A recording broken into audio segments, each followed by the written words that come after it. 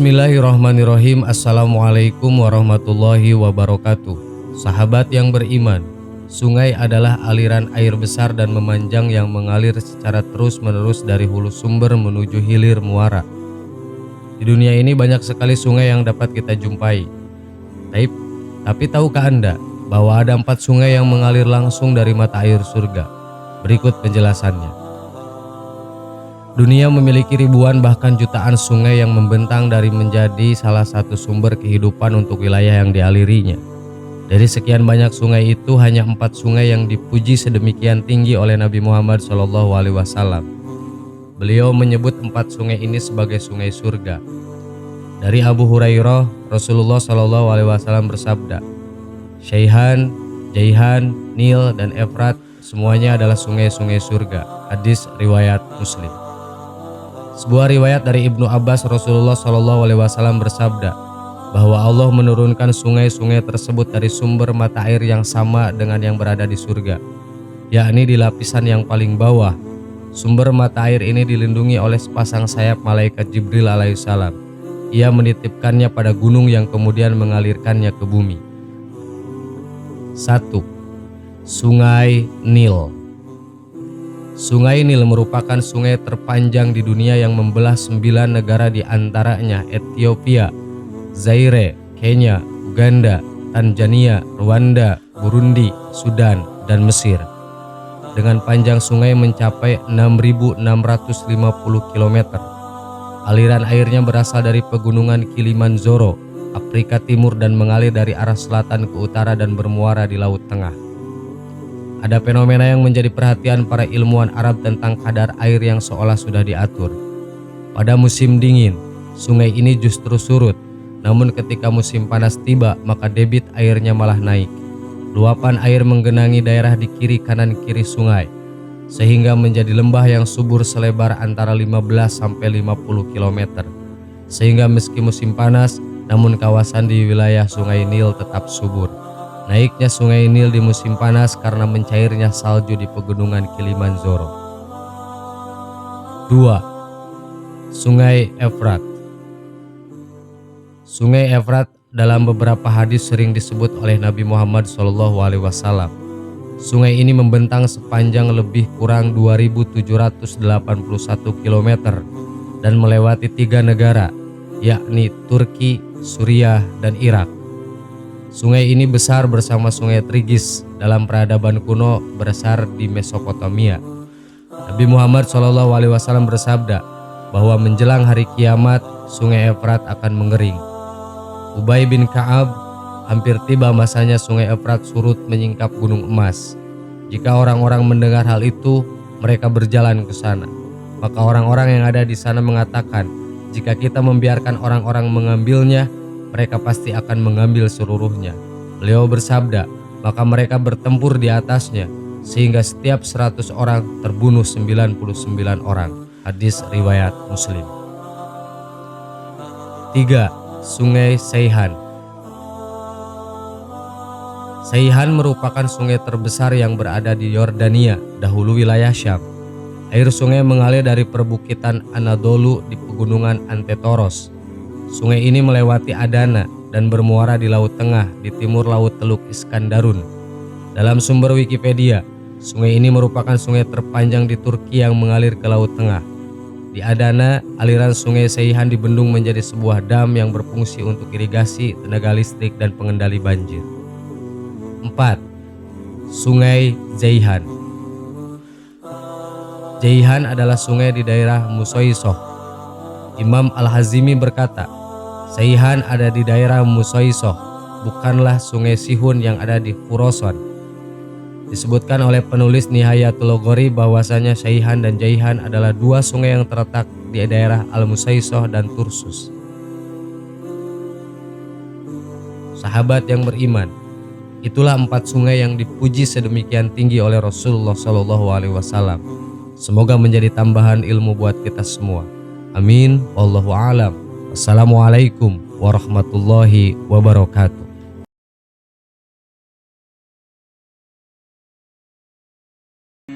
Bismillahirrahmanirrahim. Assalamualaikum warahmatullahi wabarakatuh. Sahabat yang beriman, di kota Sufah tinggallah seorang pemuda bernama Jahid.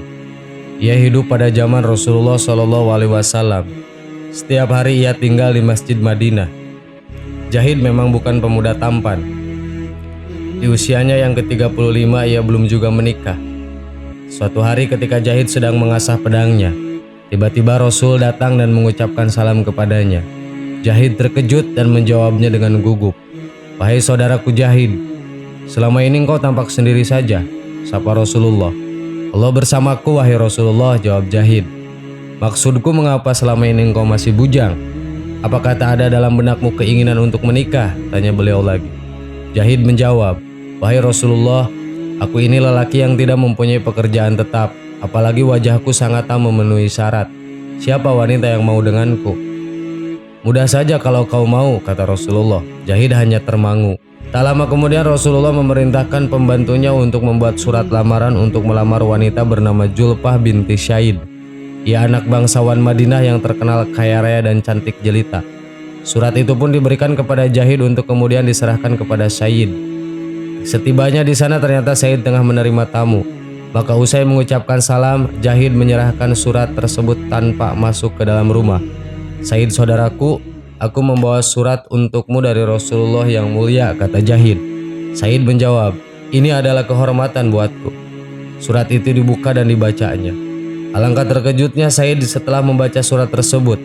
Tak heran karena dalam tradisi bangsa Arab selama ini, perkawinan yang biasanya terjadi adalah seorang bangsawan harus kawin dengan keturunan bangsawan pula. Orang yang kaya harus kawin dengan si kaya juga. Itulah yang dinamakan sekupu atau sederajat.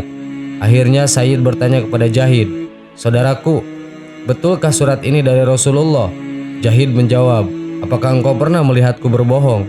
Dalam suasana demikian, Julpah datang dan bertanya, "Ayah, mengapa engkau tampak tegang menghadapi tamu ini?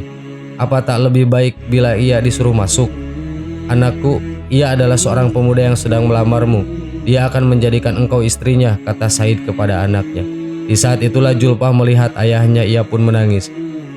"Ayah, banyak pemuda yang lebih tampan dan kaya raya. Semuanya menginginkan aku. Aku tak mau, ayah," jawab Julpah merasa terhina. Syaid pun berkata kepada Jahid, "Saudaraku, engkau tahu sendiri anakku merasa keberatan. Bukannya aku hendak menghalanginya, maka sampaikanlah kepada Rasulullah SAW bila lamaranmu telah ditolak." Mendengar nama Rasulullah disebut sang ayah, Julpah berhenti menangis dan bertanya, "Mengapa ayah membawa-bawa nama Rasulullah SAW?"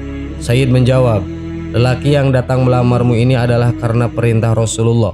Serta merta Julpah mengucap istighfar berulang kali dan menyesali kelancangan perbuatannya itu. Lirih, wanita muda itu berkata kepada sang ayah, "Mengapa ayah tidak mengatakannya sejak tadi bila yang melamarku lelaki itu adalah utusan Rasulullah? Kalau begitu keadaannya nikahkan saja aku dengannya, karena aku teringat firman Allah, sesungguhnya jawaban orang-orang mukmin bila mereka dipanggil Allah dan Rasulnya agar Rasul menghukum mengadili di antara mereka ialah ucapan, kami mendengar dan kami patuh, dan mereka itulah orang-orang yang beruntung." Quran Surat An-Nur ayat 51. Hati Jahid bagai melambung entah kemana. Ada sukacita yang tergambar dalam rona wajahnya. Bahagia itu yang pasti ia rasakan saat itu.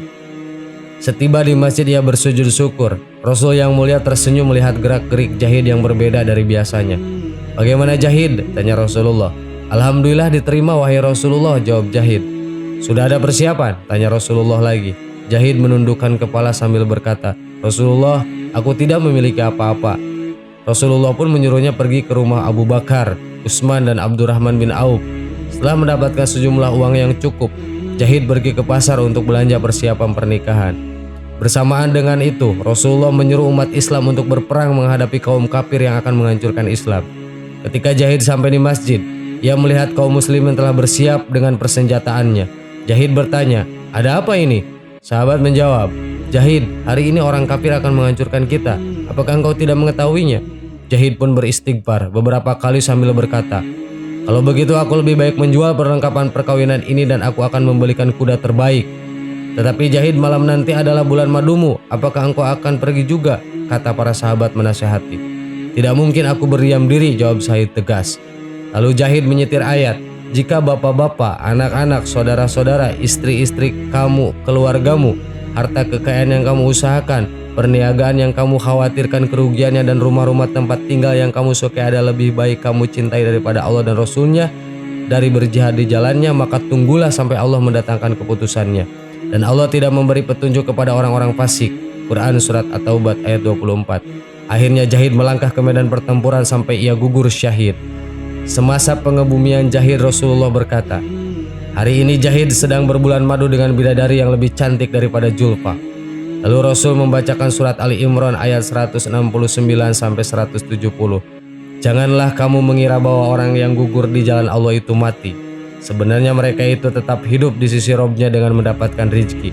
Mereka bergembira dengan karunia yang diberikan Allah kepada mereka, dan bergirang hati terhadap orang-orang yang masih tinggal di belakang yang belum menyusul mereka, dan mereka tidak bersedih hati. Dan janganlah kamu mengatakan orang-orang yang gugur di jalan Allah bahwa mereka itu telah mati. Sebenarnya mereka itu hidup, tetapi kamu tidak menyadarinya." Para sahabat pun meneteskan air mata. Bagaimana dengan Julfa? Mendengar kabar kematian Jahid, ia tulus terucap, "Ya Allah, alangkah bahagianya calon suamiku itu. Andai aku tak dapat mendampinginya di dunia, izinkanlah aku mendampinginya di akhirat kelak." Demikian pintanya. Sahabat yang beriman, kisah tadi semoga menjadi motivasi dan inspirasi untuk kita semua. Amin. Wallahu a'lam. Assalamualaikum warahmatullahi wabarakatuh.